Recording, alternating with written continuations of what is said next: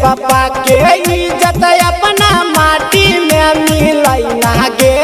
सुनाई गे छौड़ी करी नमा हे गे मैया पापा के इज्जत अपना माटी में मिलाई ना गे।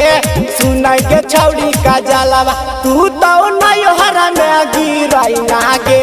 सुनाई गे छौड़ी का जलवा तू तो नैहर में मरवाई ना गे। सुनाई गे छौड़ी का जलवा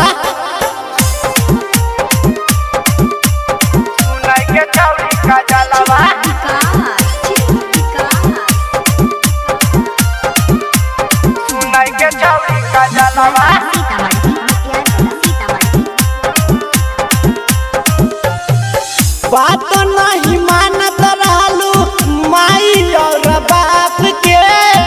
रोज मारा बाबत रहलू बसवारी में जाके। सुनेंगे बात नहीं मानत रहलू माई और बाप के।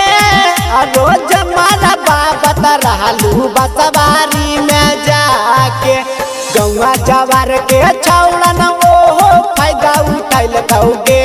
सुनाई गे छौड़ी का जलवा हे गे गौवा जवार के छौड़न ओहो फायदा उठैल कौगे।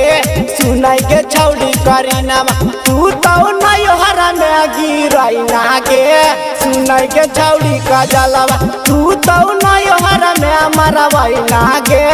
सुनाई गे छौड़ी का जलवा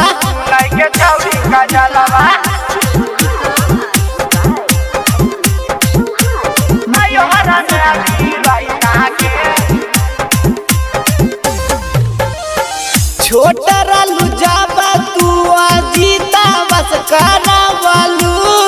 बड़ा होते होते छौड़ी पपुआ से करवालू।